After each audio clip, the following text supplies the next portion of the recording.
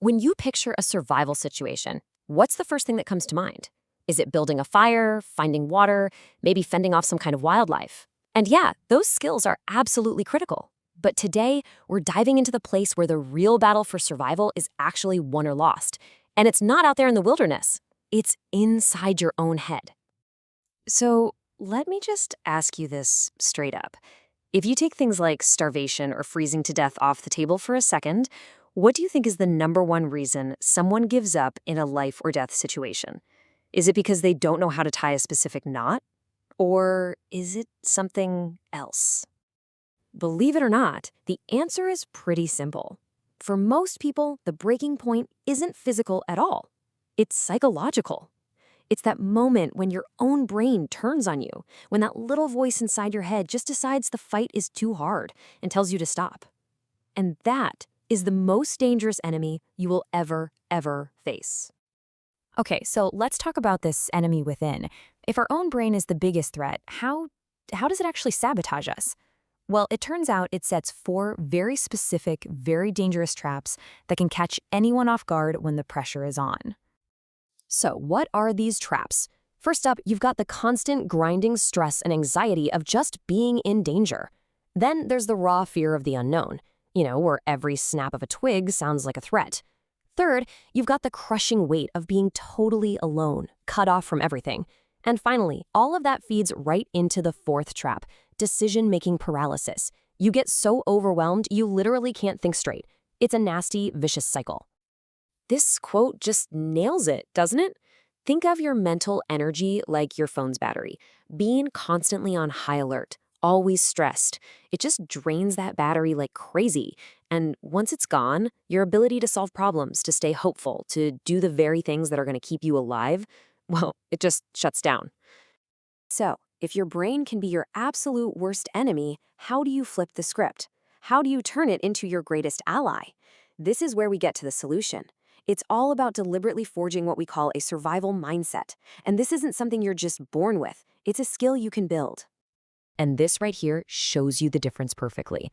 On the left, you've got the panicked mind. It just reacts to fear, it obsesses over problems, it feels totally helpless. But look at the right, the survival mindset. It's the complete opposite. It thinks things through, it actively looks for solutions, and, this is the big one, it creates purpose. It finds a reason to keep pushing forward. So, how do you actually do that? Well, here are the core strategies. First, you create a routine. Any kind of routine, to bring some sense of normal back into a crazy situation. You set tiny, short-term goals, like just find firewood or boil some water, to get small wins. You use visualization, you manage your stress, and you stay flexible. Because let's be real, no plan ever goes perfectly. Now, all of this sounds pretty good in theory, right? But does it actually work when everything is on the line? Oh yeah. Let's look at a couple of incredible real-world examples that show just how powerful this is. Our first case study, Aaron Ralston. You might know his story. Back in 2003, his arm gets pinned by a boulder deep in a canyon. He's completely alone. For 5 days, he's facing dehydration, exhaustion, and the terrifying reality that nobody is coming for him. I mean, talk about the ultimate test of psychological endurance. Ralston's survival really came down to these key things. He had this insane mental fortitude that just kept despair away. He was incredibly adaptable, using what little he had in clever ways. And it all led to this moment of radical, clear-headed decision-making when he chose to amputate his own arm to survive. That wasn't a panicked move. That was a calculated choice that came from a true survival mindset. Okay, now let's shift from an individual to a group. In 1972, a plane carrying a rugby team crashed high in the Andes Mountains. The survivors were stranded for over 2 months, facing freezing temperatures, starvation, and unimaginable loss, totally cut off from the world. And what saved them wasn't just individual toughness, it was the psychology of the group. Their bond as a team was their lifeline. They literally created a mini-society with jobs and roles to keep everyone focused. They kept each other's hope alive when there was every reason to give up, and they made some unbelievably difficult decisions together to make sure the group survived. It's just a powerful, powerful example of how much social support matters. Now, those stories are obviously extreme, but the lessons they teach us are for everyone.